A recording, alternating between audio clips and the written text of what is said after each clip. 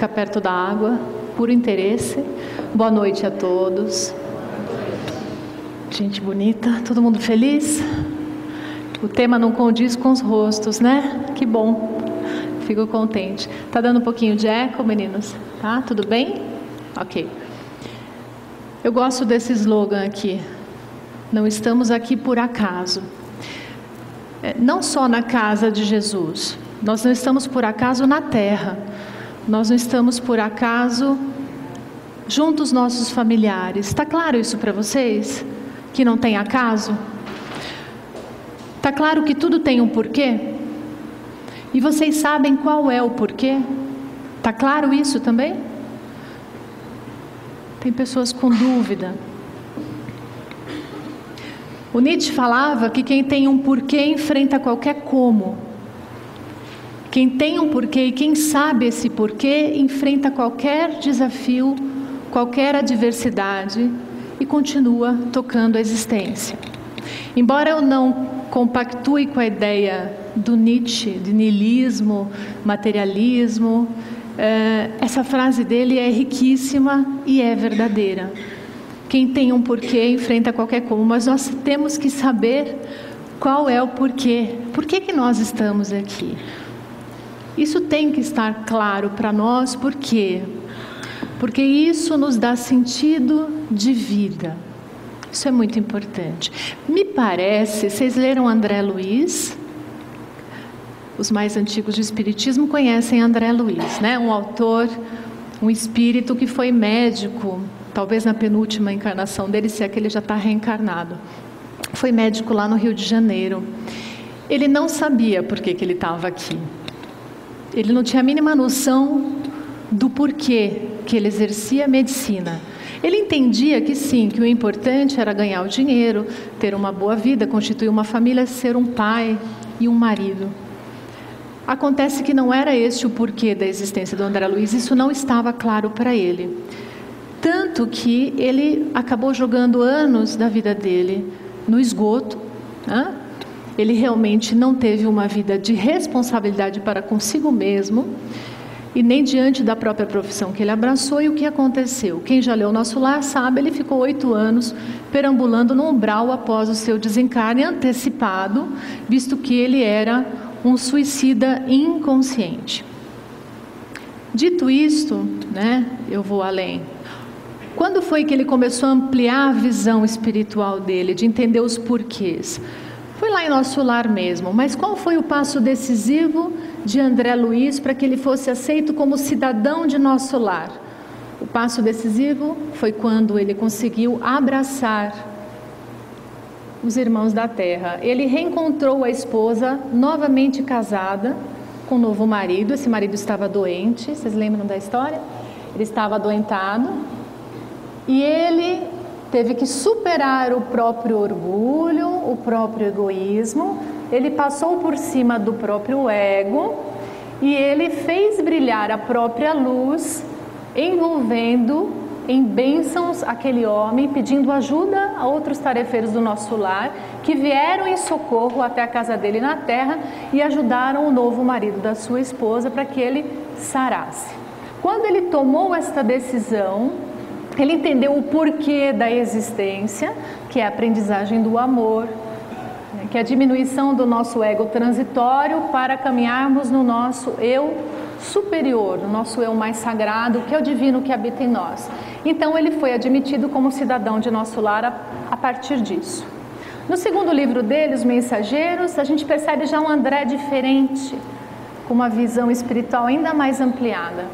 No terceiro, então, é maravilhoso. Vocês já leram Missionários da Luz? Fantástico, gente, uma obra maravilhosa. Todos os capítulos são tocantes, principalmente o 13º, onde ele conta sobre o reencarne do Segismundo. Aquele capítulo me leva às lágrimas toda vez que eu leio, já devo ter lido umas 5 vezes essa obra. E a cada livro novo do André Luiz, ditado por Chico Xavier, nós percebemos um espírito cada vez mais empoderado de si mesmo, da sua natureza sagrada. Quando ele dita o livro No Mundo Maior, e esse livro hoje nos interessa muito, principalmente para nós que estamos ligados, na saúde mental, Quando ele começa a ditar no mundo maior, logo no 3º capítulo, chamado A Casa Mental, André Luiz diz o seguinte, que ele estava tendo uma conversa com o orientador Calderaro, e o Calderaro, já aproveitando essa visão mais ampliada do espírito André Luiz, mostrou para ele um cérebro de um homem encarnado, e conforme a luminosidade que emanava desse cérebro, ele foi explicando ao André Luiz: André, o cérebro, na verdade, tem 3 partes. O cérebro é trino, ele não usa a palavra trino, mas é isso que significa quando ele começa as explicações. Então ele diz, olha, na base do cérebro existem as questões mais instintivas, ligadas ao inconsciente mais profundo, questões do passado, e depois aí ele vai indo para a parte central do cérebro, ele fala, André, aqui nós temos a região mais ligada ao campo emocional, ao campo consciente do hoje, e foi fazendo paralelos. Por último, ele mostra o neocórtex, que é a última casca, né, principalmente o lobo frontal aqui, que é a nossa última parte de desenvolvimento na fase hominal, e ele diz, aqui são os pensamentos superiores, elevados, aqui você percebe que acende mais forte, e foi explicando. Esse livro foi editado em 1947. 2 décadas depois, o neurocientista MacLean lançou para o meio acadêmico, para espanto de todos, a teoria do cérebro trino. E ninguém até então imaginava que o nosso cérebro tivesse realmente 3 partes, com funções específicas. E então ele diz, olha, tem o sistema reptiliano, o sistema límbico e neocórtex. E depois eu vou mostrar para vocês, porque é interessante vocês saberem isso. Onde é que eu estou querendo chegar? Quer dizer, André Luiz se antecipou em 2 décadas, em mais de 20 anos, nessa informação passada a ele pelo orientador Calderaro. Um capítulo antes, nesse livro mesmo, no livro No Mundo Maior, um outro orientador, Eusébio, faz uma preleção maravilhosa. Por favor, pesquisem, leiam este capítulo. Na preleção, esse orientador diz o seguinte, para 1.200 espíritos que estavam lá, almas, eram homens encarnados que estavam dormindo. Vocês sabem que quando a gente dorme, só o corpo dorme? Tudo bem? Legal. Então, no momento do desdobramento, essas pessoas saíram do corpo e foram se encontrar nesta reunião, nesta palestra no mundo espiritual, e o orientador Eusébio faz uma linha histórica. Eusébio tratava das questões da mente, era um orientador do mundo espiritual ligado à saúde mental. Ele trabalha especialmente com saúde mental.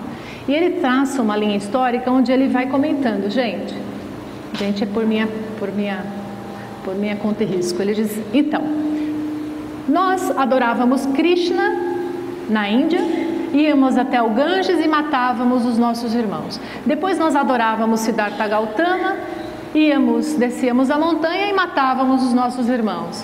Aí depois fomos para a Grécia, adorávamos os deuses, acendíamos incensos e guerreávamos com Esparta. Depois estávamos em Roma, também acendíamos os incensos e as velas para vários deuses, íamos lá e queríamos dominar o mundo, íamos dominar a Palestina e todos os outros povos. Aí ele diz, mas quando chega o Cristo, nada muda, porque em nome do Cristo a gente continuou matando, e muito. Nós perseguimos muitas outras pessoas em nome de Jesus. Adentramos a Idade Média, ainda lendo o Evangelho e matando, muitas vezes em nome de Deus, o que é horrível. Então, Eusébio comenta, nós estamos entrando na idade moderna com a mente humana a pique de sossobro. É uma queda da mente humana. E ele diz, aí ele faz uma profecia certeira. O mal do século será os problemas da mente. E o que nós esperávamos da década de 40? Acho que vocês não lembram. Eu também não lembro, viu, gente? Eu não estava lá na década de 40. Mas a gente esperava problemas cardíacos, câncer como mal do século. Era isso que a gente esperava. Nós não esperávamos de forma alguma que, eu vou voltar depois, que a depressão fosse o mal do século. Nós não esperávamos que as síndromes depressivas, ansiosas, neuróticas, maníacas, psicóticas, que são todas essas, fossem o grande problema da humanidade. E é o que está acontecendo. A Organização Mundial de Saúde já disse que é o que mais causa inválidos no planeta hoje é a depressão. A ansiedade vem na cola, viu, gente? Com síndrome de burnout, com síndromes fóbicas, pânico. Vocês conhecem? Vocês têm ouvido falar muito de tudo isso. E a gente, de repente, conhece uma pessoa ou outra que, infelizmente, está sofrendo desses males psíquicos, psicopatológicos, não é? Segundo a Universidade Federal de São Paulo, 1/3 da população brasileira apresenta sintomas de depressão. Então o tema não é só relevante, como o tema é urgente. Tem alguma coisa muito errada. Tudo bem que o nosso querido Eusébio fez essa linha histórica e foi contando por que nós adoecemos, afinal. Por que será? Eu fiz essa pergunta aqui no começo. Nós sabemos exatamente por que nós existimos? Nós sabemos por que estamos na Terra? O que é esperado de nós? Qual é o nosso verdadeiro caminho? Qual é o nosso papel nesse planeta? Qual é o nosso papel na nossa instituição familiar? Qual é o nosso papel como esposa, como marido, como filho? Qual é o nosso lugar nessa constelação desta família? O que se espera de mim socialmente? O que se espera de mim enquanto ser? Eu aprendi a me amar? São perguntas que a gente precisa fazer. E por não fazermos essas perguntas, e porque não temos muitas vezes essas respostas, e pior, muitas vezes nós temos a resposta, mas trilhamos um caminho totalmente diferente do que é realmente previsto para a nossa evolução, nós adoecemos.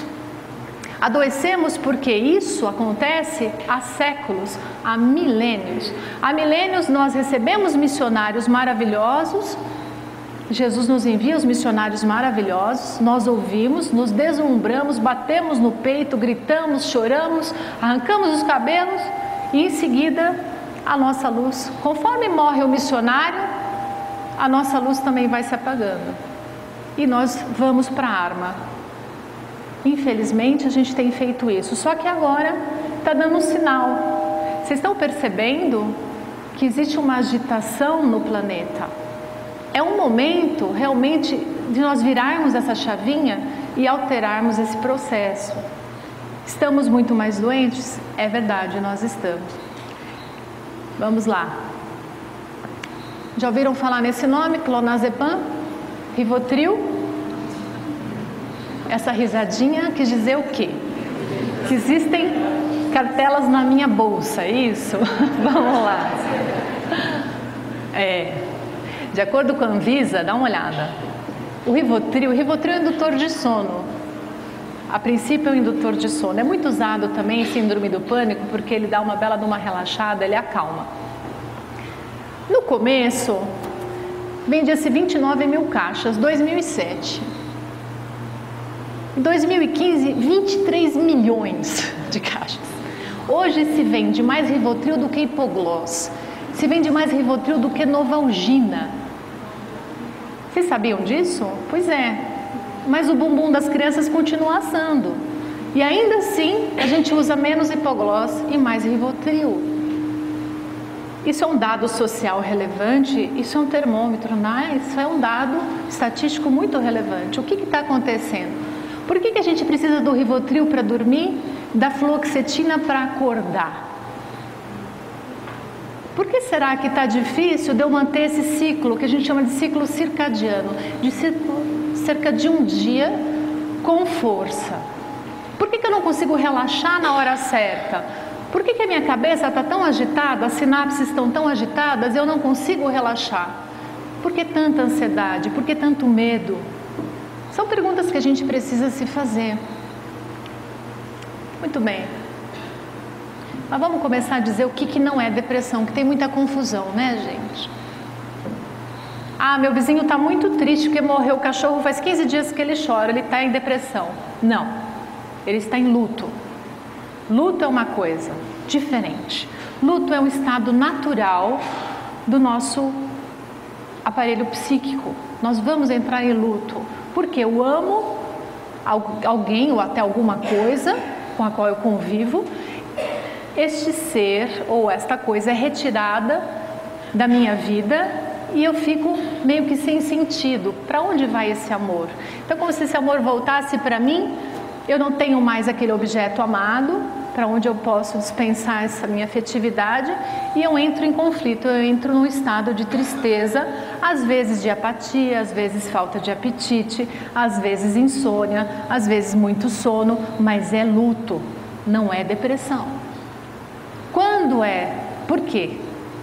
O luto tem um motivo claro, óbvio, morreu alguém, ou então eu fui abandonada, é um motivo claro.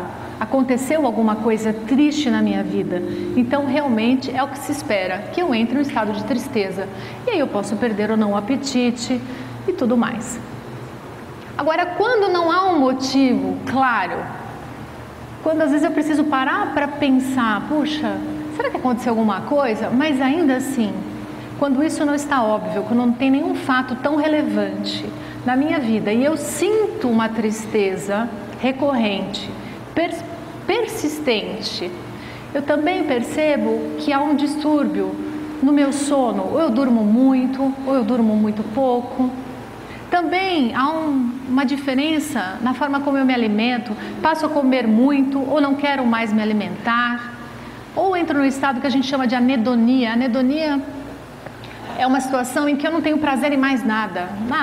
Nossa, vai ter, o Palmeiras vai jogar, ai gente, o Palmeiras vai jogar, não estou nem aí que o Palmeiras vai jogar, mesmo sendo uma palmeirense roxa, como toda a minha família é, dá licença, desculpem.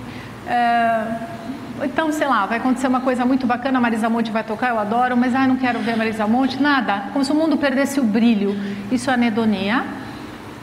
Então, vários sintomas surgem ao mesmo tempo por mais de 15 dias, aí então o médico pode entrar com o diagnóstico de uma síndrome depressiva. Tá claro, gente? Ok? Ela pode ser leve, ela pode ser moderada, ela pode ser intensa, inclusive com ideações suicidas e levando a pessoa ao suicídio. Nós estamos em setembro, Setembro Amarelo é um mês destinado à prevenção do suicídio. Vocês sabiam que a cada 10 suicídios, 9 são evitáveis? Isso é um dado bastante relevante. E por que morrem 10 pessoas se nós podemos evitar a morte de 9 delas? Isso é uma responsabilidade social, que a gente pode chamar também de mistanásia. Todos somos um pouco responsáveis. A tentativa de suicídio muitas vezes é um pedido de socorro. E é um pedido de socorro que às vezes passa por nossa ignorância, por nossa falta de percepção.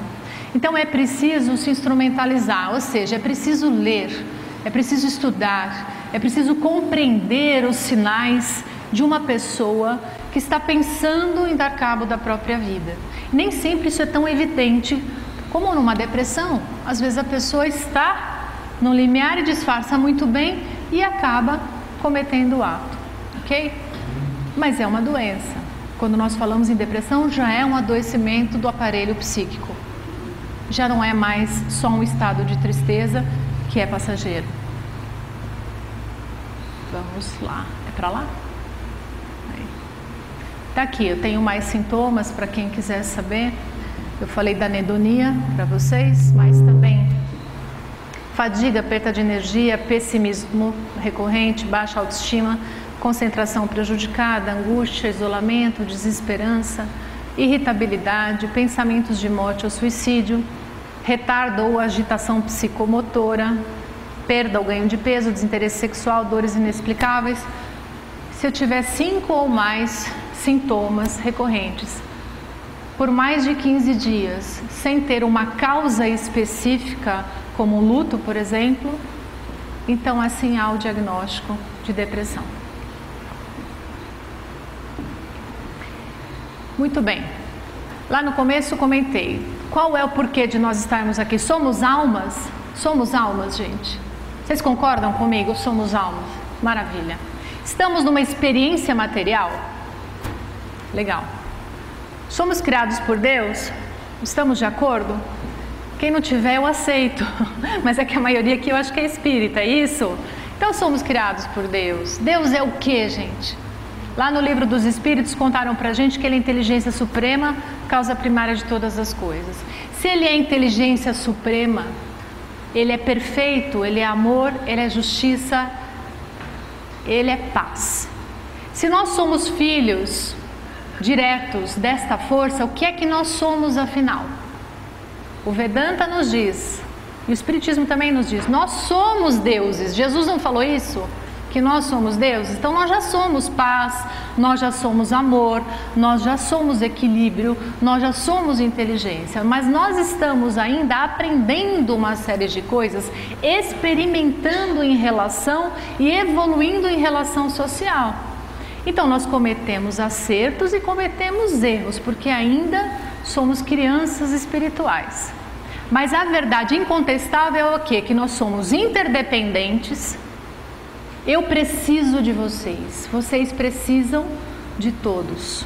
Nós precisamos do reino animal, nós precisamos do reino vegetal. Aquele planeta lindo, azul, ele é totalmente formado por seres interdependentes. Mas como é que nós agimos no planeta? Como se nós fôssemos indivíduos separados, independentes. Nós queremos ser independentes, mas não podemos. Por que nós estamos aqui? É para evoluir espiritualmente, gente? Está claro isso? Ou é para ganhar dinheiro? Podemos ganhar dinheiro? Claro, vamos fazer as pazes com o dinheiro. O dinheiro não é do mal, não é do demônio, não é nada disso. Demônio, de jeito nenhum. Dinheiro é um instrumento. Vamos ganhá-lo, vamos perdê-lo. A forma como nós nos relacionamos com ele é que precisa ser observada. Não é do mal, nem é do bem. Mas pode ser usado para o mal ou para o bem, então ele é neutro, certo? Mas nós não viemos para acumulá-lo, nós não viemos para isso.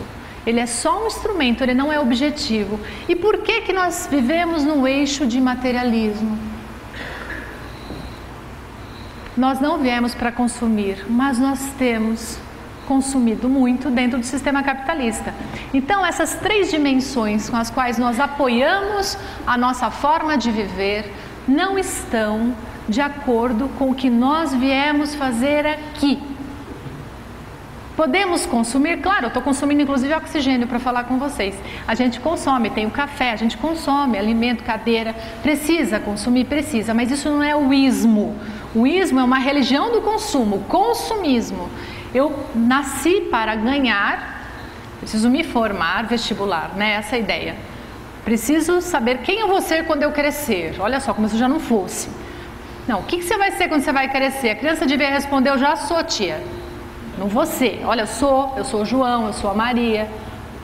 Não, parece que eu só sou se eu tiver uma profissão, senão não sou. Isso é um recado subliminar.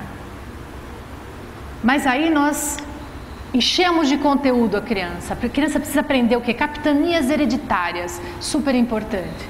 Muito. Vocês usam capitanias hereditárias para alguma coisa? Desculpa os pedagogos, mas eu acho a nossa pedagogia totalmente obsoleta para algumas coisas. Nós usamos a equação de segundo grau. Desculpem meninos que gostam da matemática mais do que eu, mas eu nunca usei a equação de segundo grau. E aí nós vamos para a escola com as coisas mais sem sentido e outras com muito sentido, sim, mas muitas vezes desconectadas. Eu gostava de aula de história, gostava muito, mas história só fez sentido para mim quando eu me formei e fui para a pós-graduação e fui entender várias coisas que hoje são importantes para mim. Eu fui entender o que era espiritismo a partir do Jean-Jacques Rousseau. Aí Jean-Jacques Rousseau, que estava lá no iluminismo, no século XVIII, começou a fazer todo sentido para mim. Mas na escola, era muito chato ter que decorar o Nabucodonosor, por exemplo. Em que época foi? Então, não lembro. Era muito chato, não é? Mas nós colocamos todo esse material interminável para as crianças decorarem, se quiser usar outra palavra, gravarem na memória, até o momento da prova. Acabou a prova, descarte, sai pela orelha direita, né? Descarte total, e a criança só vai acionar o quê? Aquilo que foi passado por uma professora muito bacana. A professora muito bacana é que me fez gostar de história em algum momento que me fez gostar, sociologia que eu amei, porque a pessoa era fantástica. O que eu estou contando para vocês, gente? Que o nosso sistema emocional determina a nossa aprendizagem. Quando eu não gosto da pessoa, a matéria pode ser bem legal, mas aquilo não entra bem. Fica muito mais difícil ainda para a criança. Nós precisamos ter um sentido. Eu estou falando agora do sentido da aprendizagem, não só do sentido existencial. Mas nós vamos atolando, colocando um monte de coisas na mente dessa criança. Por quê, querido? Porque você precisa passar no vestibular para ser alguém. E não pode ser qualquer vestibular, não. Tem que ser de federal, tem que ser de estadual. Senão você não vai ser alguém. Por quê? Por quê? Porque você precisa ganhar dinheiro. Tá, para quê? É para ter um futuro. Então, o que é que nós estamos ensinando efetivamente aos nossos filhos, aos nossos netos? Que eles vieram para isso. E porque o vestibular é uma ferramenta para o individualismo. 300 fazem, um passa. Isso é uma competição acirrada, não há uma cooperação. Então, a dinâmica existencial hoje, dentro da pós-modernidade, é uma dinâmica patológica, porque foge daquilo que nós viemos realizar na Terra. Jesus propôs o socialismo cristão, que não é Marx, é um outro socialismo, tá? É a esquerda? É, mas é uma outra história, que não tem a ver com nada do que tentaram até hoje. Não tentaram até hoje, só o Cristo tentou até hoje. Francisco de Assis chegou bem perto. Mas nós estamos, infelizmente, trilhando na Terra em cima desses 3 eixos. Está fazendo sentido para vocês? É isso aqui que a gente tem visto. Não é que todo mundo está assim, não quero generalizar, mas é o que tem acontecido na maior parte das vezes. O que causa um adoecimento psíquico, gente? Tanto faz se é depressão, se é estado fóbico, tanto faz. Sempre todo adoecimento começa nos porões da alma. Ok, os neurocientistas podem dizer, mas Cláudia, tem aí um distúrbio bioquímico cerebral, tem a questão genética? Tem, eu sei que tem, mas não há um determinismo. É certo que na depressão os índices de dopamina caem, de noradrenalina caem, eu entendo que são neurotransmissores super importantes. Ok? Mas quem é que dá o start para que isso entre em descompasso? É a própria alma reencarnada. A forma como ela olha o mundo, como ela reage ao mundo, a forma como ela está no mundo é que faz toda a diferença. Eu posso, por exemplo, nascer com uma programação reencarnatória para um câncer de pâncreas. Pode ser que eu tenha nascido com essa programação e num determinado momento o meu órgão vai adoecer. Então eu já nasço certamente com a genética para câncer. Isso já tem na minha família, e tem mesmo, viu gente? Minha boca não se acerte. Mas tem a genética do câncer lá. Mas só a minha genética vai determinar que eu tenho câncer de pâncreas? Não, porque é uma doença multifatorial, precisa de vários fatores. Tem fator ambiental, tem fator emocional, tem outros fatores que vão fazer desencadear. Mas vamos dizer que eu reencarnei, ok? Com uma programação aí lá para os 50 anos, vai ter um câncer e vai embora, Cláudia. Mas aí, eu comecei a trabalhar, eu me empolguei, eu me engajei na minha missão existencial, eu fiz um negócio legal, outro negócio legal, eu aprendi a me perdoar, a perdoar o próximo, a ver o mundo de uma maneira legal. O que acontece? Eu não dou start ao câncer, a não ser que tenha realmente que ir embora porque tem uma outra programação. Mas se ele era expiatório, ele já não precisa mais vir, porque eu já aprendi a lição antes que ele viesse. A pedagogia de Deus é amorosa. Não é você fez, então toma no lombo em seguida, não é isso. Você fez algo errado? Legal. Tudo bem, percebeu que está errado? Sim, percebi. Está fazendo diferente? Está fazendo melhor? Tô. Aprendeu? Por que eu vou ser castigada? Se eu já aprendi a lição. Vocês que são mães e pais fariam isso com seus filhos? O filho já aprendeu a tomar sopa sem derrubar no chão. Porque ele derrubou no mês passado, você vai continuar falando mal dele? Brigando com ele se ele já aprendeu a tomar sopa? Não há lógica, não é? Então sempre começa na alma. Por que sempre começa na alma? Porque é esta alma que está se relacionando com a realidade. E a forma como ela se relaciona com a realidade é que faz toda a diferença. Podemos ter a genética para certos adoecimentos, mas podemos também mudar e não dar o start nessa mutação genética, vamos dizer assim, de acordo com o nosso estado. Joana de Ângeles comenta que os estados nostálgicos inconscientes ocasionam depressão. Lá no Evangelho segundo o Espiritismo tem um texto chamado Melancolia, leiam. E aí o espírito protetor comenta sobre a melancolia, fala que o espírito tem saudade de alguma coisa que está lá na outra vida, no mundo espiritual. Eu morro de saudade do mundo espiritual. De vez em quando eu penso, ai, como era melhor estar lá. Nem sei se era um lugar legal, gente, mas é que às vezes aqui aperta tanto, né, que a gente acha que lá é sempre melhor. E eles dizem, tomem cuidado com esse estado nostálgico da alma. Porque, embora você possa ter deixado grandes afetos no mundo espiritual, embora você possa ter perdido coisas maravilhosas do passado, você ainda está em vias de construir presente e futuro. É preciso fincar os pés na terra e viver com alegria aqui, porque o estado nostálgico pode nos levar, sim, a uma síndrome depressiva.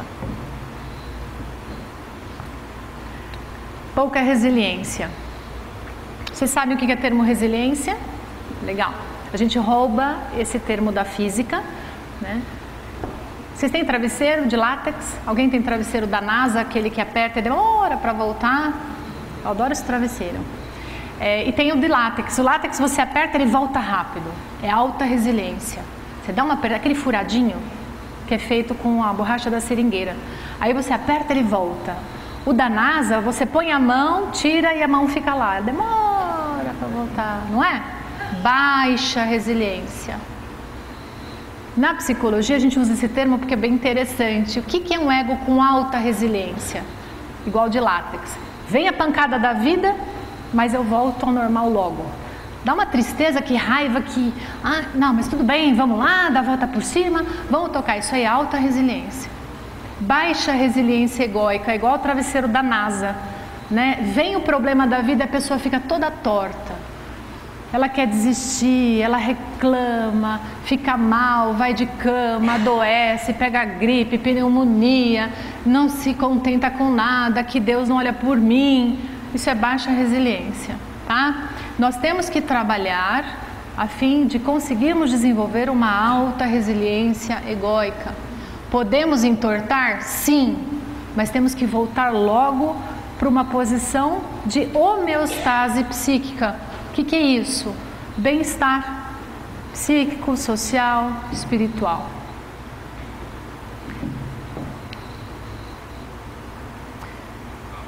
O adoecimento tem questões... Desculpa, voltei, peraí. O adoecimento ele tem questões físicas e emocionais.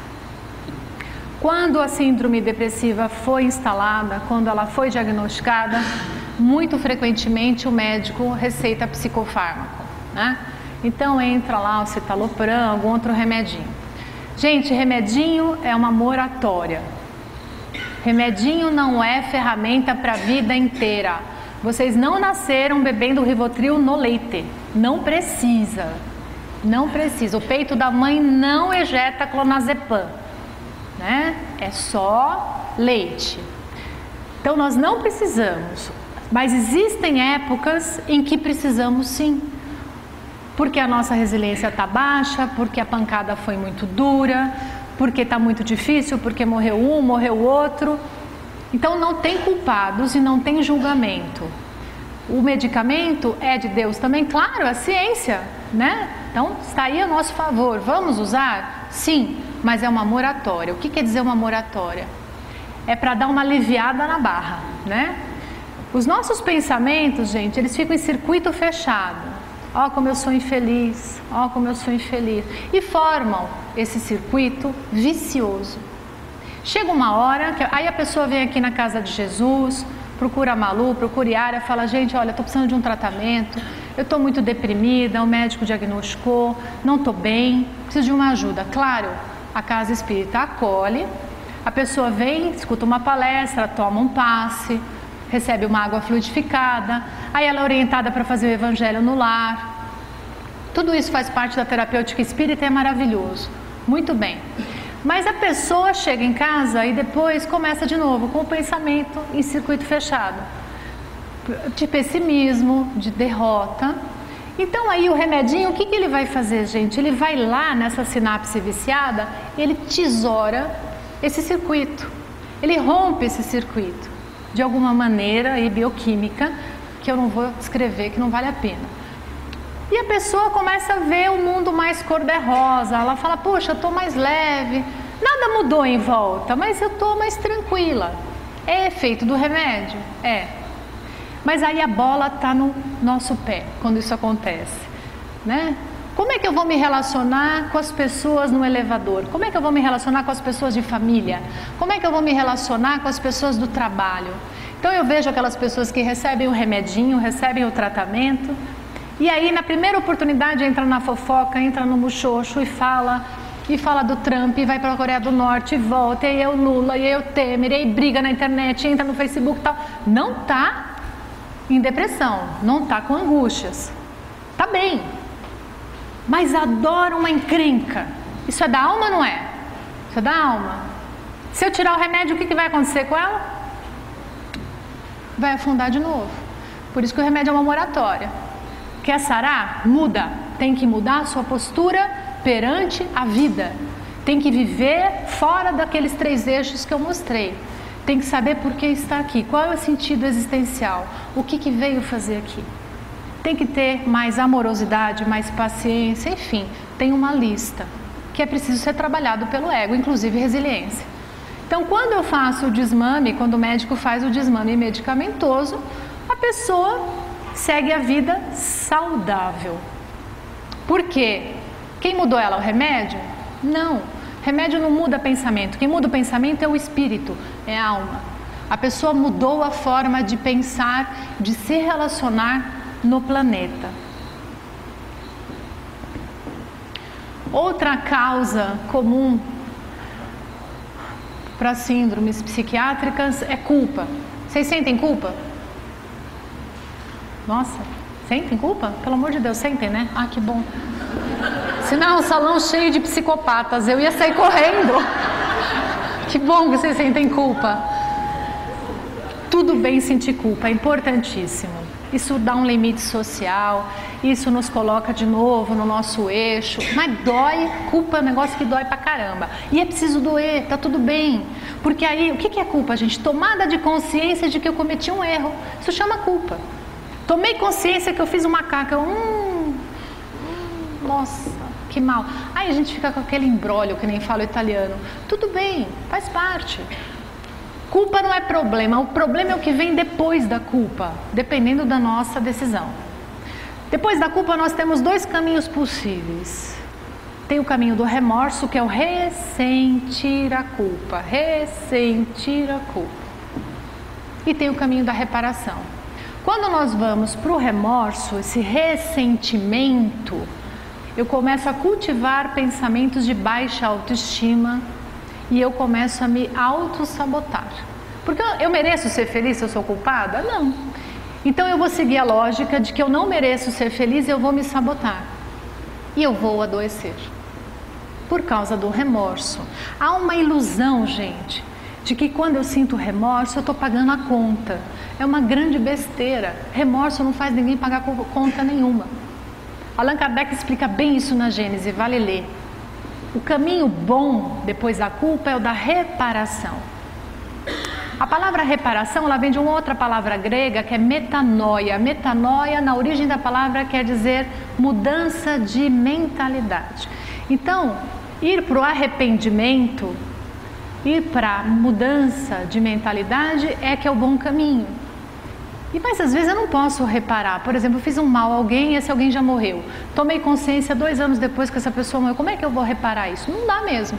Não dá. O que dá para eu fazer? Não fazer mais o mesmo mal. Eu já estou em reparação. Vocês sabem a historinha de Jean-Jacques Rousseau? Rapidinho, eu vou evocar ele um pouquinho aqui. Jean-Jacques Rousseau foi maravilhoso. Um grande filósofo iluminista. da época das luzes na França, né? Quando ele nasceu, a mãe dele morreu no parto. E ele sempre teve um problema com isso. Os biógrafos contam que foi muito ruim para ele. Só que o Jean-Jacques Rousseau escreveu livros maravilhosos e pregou a liberdade, igualdade, fraternidade, inspirou a Revolução Francesa, que tem forte impacto em nós aqui no Ocidente. Foi um homem maravilhoso. Escreveu uma obra que eu amo, chama Emílio da Educação. Essa obra, ainda hoje, é norte para muitos educadores. É uma obra que fala sobre educação. Ele cria um personagem fictício, que ele chama Emílio, e vai criando esse Emílio até a fase adulta para se tornar um homem maravilhoso, um cidadão feliz. Fantástico livro. Sabe quem leu esse livro, gente? Johann Pestalozzi. Sabe o que Johann Pestalozzi fez quando ele leu esse livro? Fundou uma escola maravilhosa lá em Verdun. Sabe quem estudou nessa escola? Allan Kardec. Allan Kardec é neto espiritual de Jean-Jacques Rousseau, porque a escola maravilhosa onde ele estudou e onde ele se formou para nos passar a doutrina espírita era inspirada por Jean-Jacques Rousseau. Olha que figura importante. Vocês sabiam que Jean-Jacques Rousseau abandonou 5 filhos em orfanatos? 5 filhos que ele teve com uma mesma mulher, com uma amante. 5 filhos. E aí as pessoas dizem, como é que eu vou levar em conta um livro que fala de educação, que foi escrito por um homem que abandona 5 filhos no orfanato? Mas a gente precisa respeitar a ordem cronológica e temos que ser justos com Jean-Jacques. Ele abandonou os filhos, sentiu culpa, se arrependeu, tentou resgatar todos eles do orfanato, não encontrou nenhum. E então ele escreve Emílio e diz no prefácio: eu escrevo essa obra não para me desculpar, mas para tentar fazer com que outros pais não cometam esse grave erro que eu cometi, que é de ter seus filhos e não educá-los e não amá-los. Então, da culpa do Jean-Jacques Rousseau nasce Emílio, da obra Emílio nasce Verdun, o castelo com a escola, e de Verdun nós temos Allan Kardec formado, falando vários idiomas e um grande pedagogo com Johann Pestalozzi. Da culpa ele foi para a reparação. Olha que bênção, nós bebemos da reparação do Jean-Jacques Rousseau aqui nessa noite, quando eu estou falando com vocês. São dados relevantes? São, porque ele poderia ter ficado numa cama deprimido e ter desistido da vida e cortado o pulso. Que bom que ele não fez isso. Ok? Vamos em frente, que eu tenho pouco tempo, né? Aqui o cérebro trino, eu vou voltar um pouquinho nele pelo seguinte. Nesse sistema aqui, não posso ir muito perto, nesse sistema aqui cor de rosinha, que é o centro límbico, cérebro límbico, nós temos o centro emocional. Só queria contar para vocês entenderem como funciona o adoecimento. Eu penso hoje, sou infeliz, amanhã eu penso, sou muito triste, não aguento a vida, continuo tendo essas reações diante dos impactos ambientais. Hoje, amanhã, tem uma glândulazinha ali chamada hipotálamo, vai sofrendo os impactos da minha emoção. A amígdala que está do lado ali também sofre. Chega uma hora que o tal do hipotálamo, que é do tamanho de um grãozinho de feijão branco, ele começa a dar ordem para o corpo inteiro, para o sistema endócrino, para apagar o corpo. Ele consegue, viu, gente? A gente pode morrer por causa do hipotálamo. Porque ele fala, tá tão difícil viver para essa pessoa, vamos começar a desligar? E aí o sistema imunológico começa a cair. E começam a vir doenças, não só físicas, não só psíquicas, mas também físicas.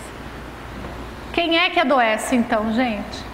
Quem é que faz? 85% das doenças, que vão desde diabetes até câncer, todas elas começam principalmente no campo emocional.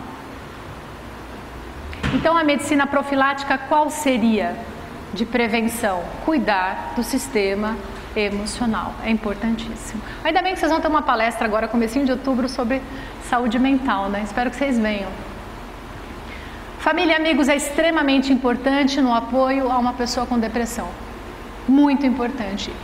Então, informem-se, saibam como auxiliar o familiar que está passando por sofrimento psíquico.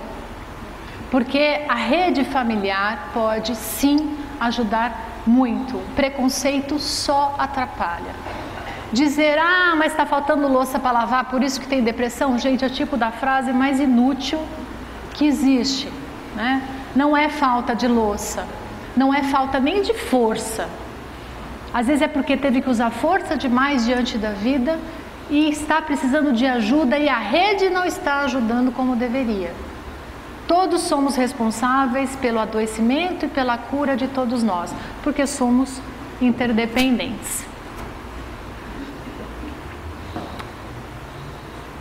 Muito bem, agora eu vou direto para o sentido de vida, que é para não adoecer, né? Medidas profiláticas. Precisamos ver e trabalhar 3 aspectos essenciais durante a nossa encarnação. Isso tem que estar claro para todos nós. Qual é a viagem heróica de uma alma, a viagem boa de uma alma? Como é? Primeiro, nós temos que reconhecer quais são nossos talentos e temos de assumi-los. Qual é o nosso talento? Assumi-los e vivenciá-los no mundo, para nós e para o mundo, de forma útil, né? Vai exercer medicina? Faça isso com amor. Vai exercer psicologia? Faça isso com amor. A história, seja lá qual for. Vai fazer um artesanato amoroso? Faça isso com amor pelo mundo. Descubra qual é o seu talento. Qual é? Todos temos talentos. 1, 2, 5. Lembrem da parábola. Não podemos enterrar os nossos talentos. Não podemos fazer isso. Deus nos emprestou para que nós façamos com que o mundo evolua. Nós e o mundo. Quem reconhece os talentos e coloca eles a serviço do planeta encontra o sentido de vida. Eu tenho um porquê de estar aqui hoje falando para vocês. Se o meu mundo cair lá fora, eu vou sofrer e vou ficar triste. Mas eu tenho um porquê continuar viva. Eu quero continuar falando as coisas que eu aprendi que fizeram sentido para mim. Eu quero continuar trabalhando com o que eu trabalho. Isso é muito importante. Esse é o meu sentido de vida. Vocês têm cada um que encontrar o seu. Reconhecer as feridas e saná-las é um segundo ponto extremamente importante. Lembrou de alguma coisa do passado e começou a chorar? Sinal de alerta. Luz amarela pisca, gente. Se tem algo do passado que ainda te faz chorar e lamentar, é preciso resolver. É preciso sanar essa ferida. Por que nós lembramos de coisas do passado e choramos? Porque foi triste, eu já sei, isso é óbvio. Mas por que mais? Tem algo que não é tão óbvio assim. Porque eu não me conformo com o que a vida trouxe para mim. Eu não aceito o que Deus apresentou para mim. Então há uma resistência minha diante do meu passado. E quando eu resisto à vida, eu resisto ao Criador, eu também adoeço, eu me afasto dele. Aceitar o que nos aconteceu é imprescindível para o nosso crescimento espiritual. E é lembrar das coisas, voltar para o passado e muitas vezes rir, falar, nossa, olha o que aconteceu comigo, ufa, e eu sobrevivi, nossa, eu estou mais forte. Ou se não dá para rir porque foi algo muito triste, muito pesado, falar, nossa, aconteceu, mas estou aqui, graças a Deus, consegui, está tudo bem. Vamos ver o que eu consigo fazer de hoje para amanhã e por aí vamos. É muito importante reconhecer as feridas e saná-las. Por fim, aceitar a vontade da vida. O que vier. Olha que pedido estranho esse. Tudo o que vier precisa ser aceito. Eu posso não concordar, então eu falo, nossa, mas isso aqui está me fazendo mal, tenho que ficar lá? Claro que não, gente, isso não é passividade. Eu posso tentar mudar o que é passível de mudança, eu tenho até o dever de fazer isso, mudar para melhor aquilo que me faz mal. E o que não dá para mudar, o que eu faço? Não vou para o suicídio, eu aceito, não dá para mudar. Dá para mudar a mãe? Ai gente, essa mãe não dá, me traz outra do supermercado. Dá para mudar o pai? Dá para mudar o filho que veio? Não dá. Eu sei que muita gente gostaria, não dá. E o que a gente faz então?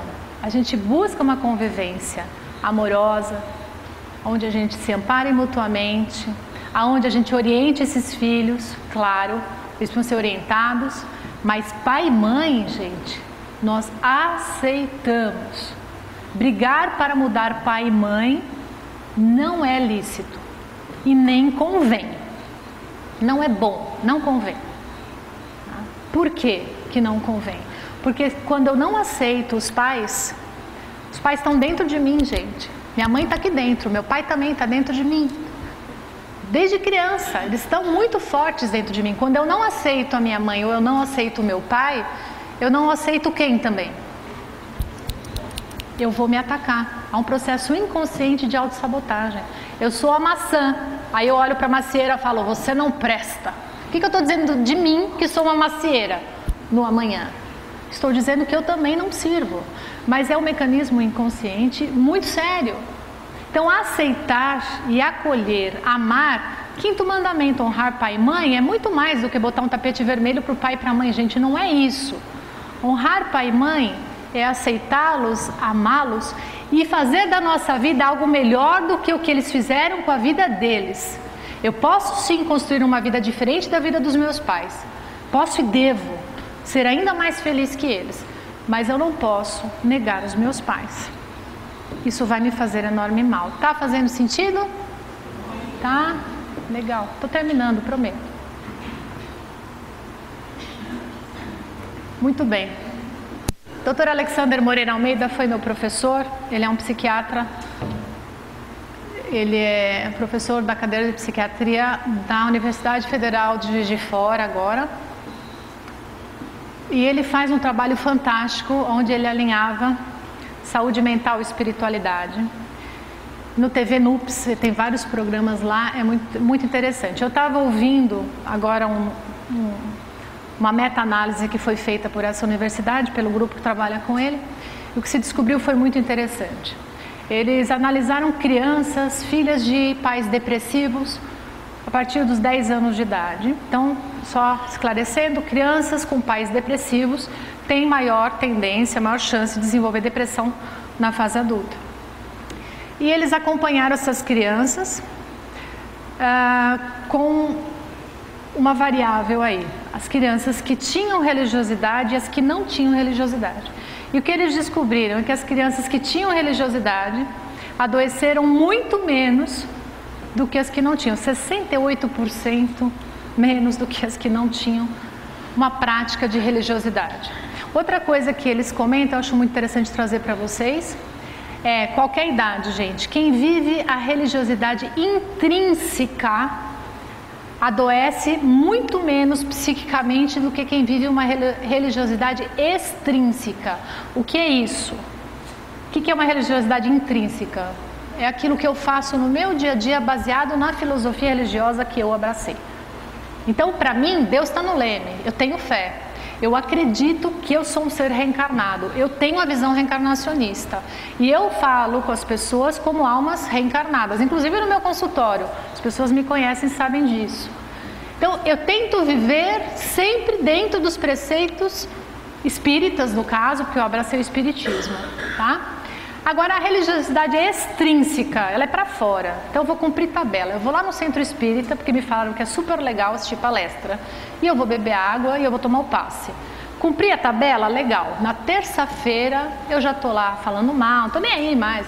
Já esqueci que eu sou alma, quero mais Enfim, essa é uma religiosidade extrínseca. E o que se descobriu nos estudos? Que quem vive a extrínseca adoece mais do que ateu. Mais do que quem não tem religiosidade, tá? Então, também está ligada, a questão de prática de espiritualidade está ligada também com a saúde mental, diretamente, segundo eles. Tratamento espiritual ajuda? Claro, né? Síndromes quais forem, claro que podem ser ajudadas com tratamento espiritual e às vezes até curadas. Porque tem desobsessão, porque tem passe, nós recebemos fluidos interessantes no passe. Nós chegamos aqui com as energias todas deletérias. O que faz o passe? Higieniza o nosso campo perispiritual, o nosso campo físico e espiritual. Eu me recarrego de fluidos novos, salutares dos médicos que estão dentro da sala de passe. E recebo uma blindagem espiritual. Isso é importante. Quando eu estou em tratamento, durante algumas semanas, eu estou blindada espiritualmente. Então, se há uma conexão com certos obsessores, eu sou parcialmente protegida. Por quê? Moratória, para ver se eu ando, se eu mudo. Agora, terminou o tratamento, continuo do mesmo jeito, agora remedinho, né? Aí o tratamento não faz milagre, gente, até porque milagre não existe, né? A gente é espírita e sabe disso. que mais tem no tratamento espiritual, gente? Evangelho no lar? Tem trabalho assistencial. Vocês sabiam que o trabalho assistencial também faz parte de tratamento espiritual? Porque tem uma equipe espiritual que acompanha a pessoa que vai no trabalho assistencial. E ela também continua em tratamento e continua sendo ajudada quando está fazendo isso. Isso é muito importante. Finalizando, a frase do Joseph Gleber, do Homem Sadio. Em última instância, a saúde é a real conexão da criatura com o Criador. Essa real conexão nossa com o Criador, ela se dá quando eu estou amando, porque Deus é amor, né? Quem que eu tenho que amar primeiro, vocês sabem? Ai, que bonito ouvir isso. Ai, adorei. Só tem que fazer, né, gente? Vamos aprender a nos amar. Isso não é orgulho, isso não é egoísmo, de forma alguma. Tá? O que é auto-amor? Porque Jesus falou que é tão importante aprender a amar o próximo como a mim mesmo. Como é que eu posso amar o próximo? Como você mesmo. Mas se eu não me amo, então também não amo o próximo. Entenderam a frase? Tá clara a frase? É preciso aprender a se amar. Como é que eu me amo? Como? Quando eu entendo que a vida trabalha para o meu desenvolvimento, não para a minha destruição. Quando eu aceito a dinâmica da vida como ela me é apresentada. Quando eu percebo que eu tenho valor, que eu já sou paz, que eu já sou tranquilidade, que eu já sou tudo isso, só preciso me lembrar disso. Por que eu digo com tanta tranquilidade que nós somos paz? Ah, mas Cláudia, eu sinto o inferno aqui, eu não sou paz. Eu digo, porque você sente o inferno. Se você está sentindo mal, é porque você está fora do seu eixo. Volta para o eixo, não dá paz? Então você é paz, porque o teu eixo é paz. O teu eu essencial é paz. Essa conexão com o Criador traz o quê? Saúde. Quando eu entro nesse eixo, eu estou em saúde. Organização Mundial de Saúde diz o quê? Saúde não é ausência de doença. A gente achava que era, não é. Saúde é um completo estado de bem-estar biopsíquico, social e eu vou dizer também espiritual. São 4 eixos. Nós somos como cadeiras de 4 pernas. Tem uma perna física, uma perna psíquica, uma perna social e uma perna espiritual. Se não cuidar das 4 pernas, a cadeira cai. Qualquer um dos eixos que fica relegado faz com que a cadeira perca o equilíbrio. Para estarmos em equilíbrio, precisamos cuidar bem dos 4 aspectos. E aí, ficamos em saúde. Obrigada pela paciência, gente. Obrigada.